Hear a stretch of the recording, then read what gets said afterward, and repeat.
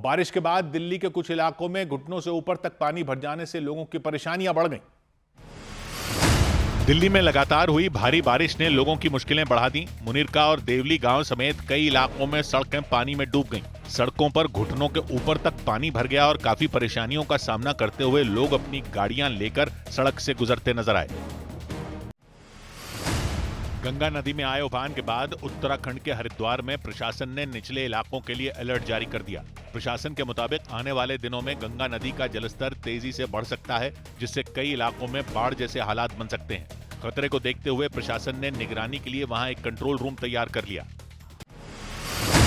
लगातार हो रही बारिश की वजह से दिल्ली के पास यूपी के नोएडा में कई इलाके पानी में डूब गए। सेक्टर 94 में महामाया फ्लाईओवर के नीचे करीब 3 से 4 फीट पानी भर गया। वहां से गुजर रही एक एम्बुलेंस पानी के बीच फंस गई।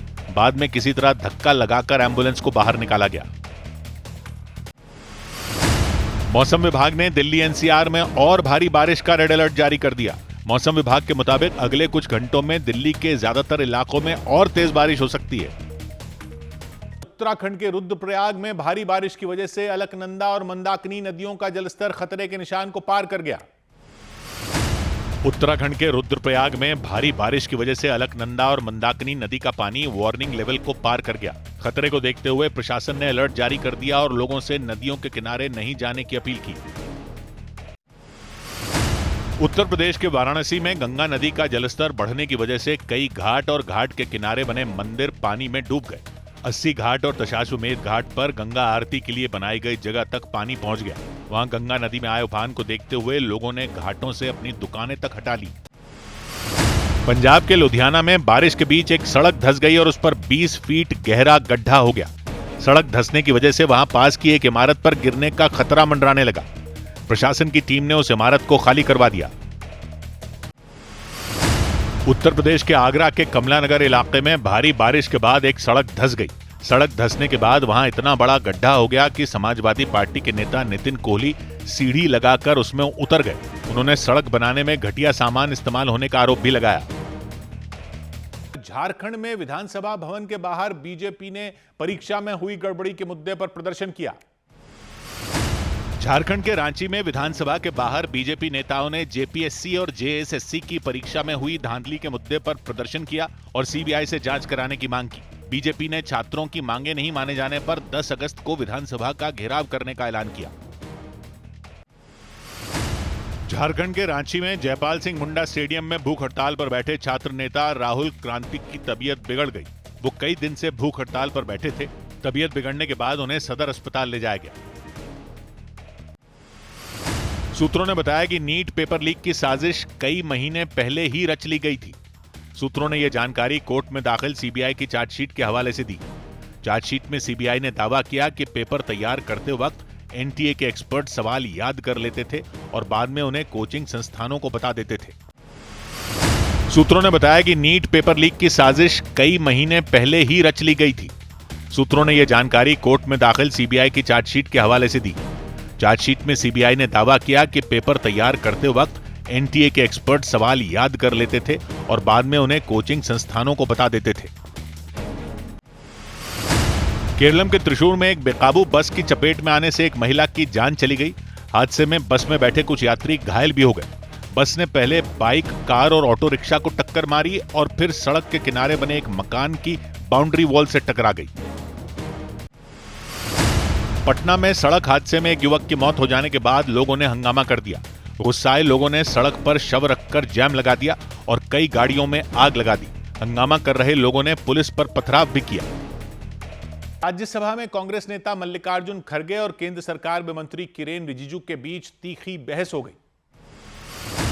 राज्यसभा में कांग्रेस अध्यक्ष मल्लिकार्जुन खड़गे और संसदीय कार्य मंत्री किरेन रिजिजू के बीच फिर बहस हुई। खड़गे ने गृह मंत्री पर सदन की गरिमा का अपमान करने का आरोप लगाया तो किरेन रिजिजू ने विपक्ष पर हंगामा करने और सदन की कार्यवाही नहीं चलने देने का आरोप लगा दिया। आप लोग सुन नहीं पाएगा। आप लोग क्या बात करते हैं? आप लोग को हिम्मत नहीं है, सिर्फ नाराबाजी करते हैं, बिजनेस डिस्टर्ब करते हैं। कांग्रेस ने संसद के मॉनसून सत्र के आखिरी हफ्ते के लिए व्हिप जारी कर दिया। लोकसभा और राज्यसभा के अपने सभी सांसदों को 10, 11 और 12 अगस्त को सुबह 11 बजे से लेकर सदन की कार्यवाही स्थगित होने तक उपस्थित रहने के निर्देश दिए गए। संसद में जारी गतिरोध के बीच प्रधानमंत्री नरेंद्र मोदी ने एनसीपीआई और शिवसेना उद्धव गुट से एनडीए में शामिल हुए सांसदों से मुलाकात की। प्रधानमंत्री ने उनसे संसद में होने वाली चर्चा में शामिल होने की अपील की और विपक्ष के हंगामे की वजह से बार-बार सदन स्थगित होने पर चिंता जताई। पश्चिम बंगाल में मुख्यमंत्री शुवेंदु अधिकारी के पीए चंद्रनाथ रथ की हत्या के मामले में सीबीआई ने चार्जशीट दाखिल कर दी। पश्चिम बंगाल के मुख्यमंत्री शुवेंदु अधिकारी के करीबी रहे चंद्रनाथ रथ की हत्या के केस में सीबीआई ने चार्जशीट दायर कर दी। चार्जशीट में बीजेपी के 2 कार्यकर्ताओं समेत 11 लोगों के नाम शामिल हैं। सीबीआई के मुताबिक पिछले साल दिसंबर से हत्या की साजिश रची जा रही थी और उत्तर प्रदेश के 2 बदमाशों ने सुपारी पर उनकी हत्या की थी। लखनऊ के बख्शी का तालाब इलाके में एक कार में अचानक भीषण आग लग गई।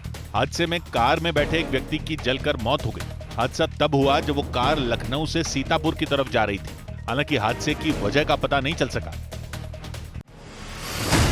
मध्य प्रदेश के नर्मदापुरम में मूंग दाल खरीदी केंद्र बदलने से नाराज किसानों ने चक्का जाम कर दिया। बड़ी संख्या में किसान नर्मदापुरम से गुजरने वाले हाईवे पर धरने पर बैठ गए। धरने से हाईवे पर लंबा जाम लग गया।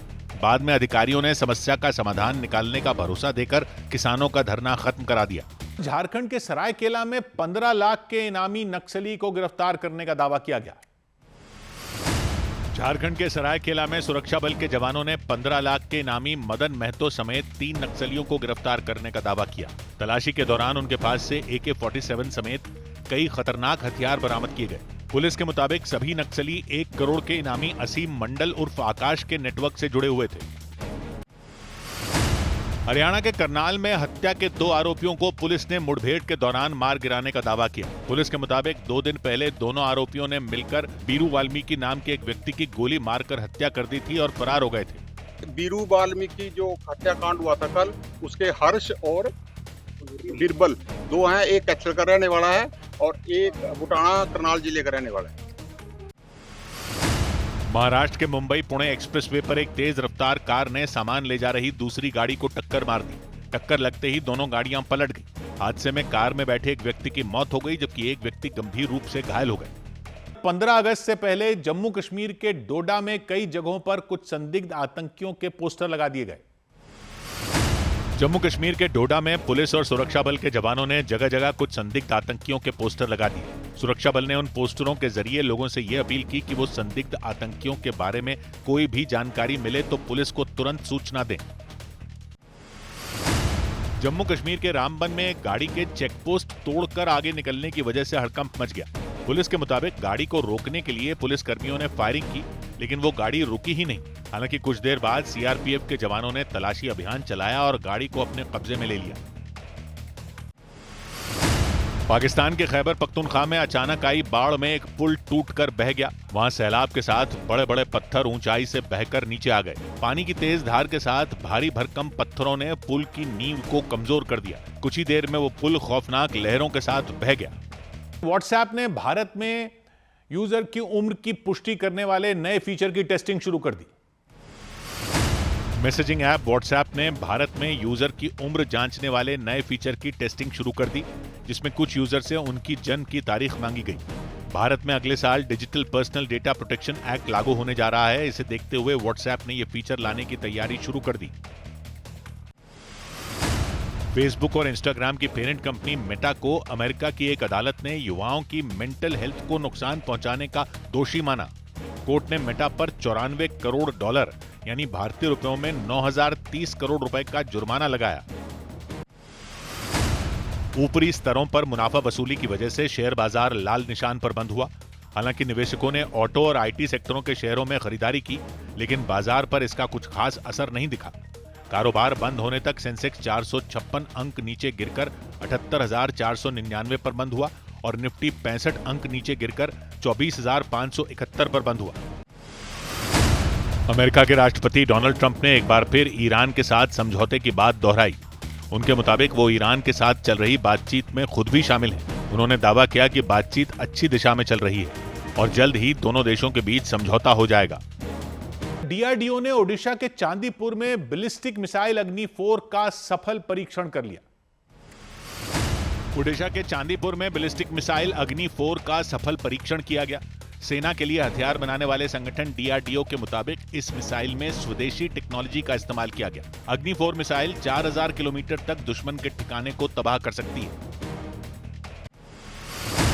एशियाई क्रिकेट काउंसिल ने महिला एशिया कप का शेड्यूल जारी कर दिया। टूर्नामेंट की शुरुआत 28 अगस्त से होगी और 13 सितंबर को फाइनल मैच खेला जाएगा।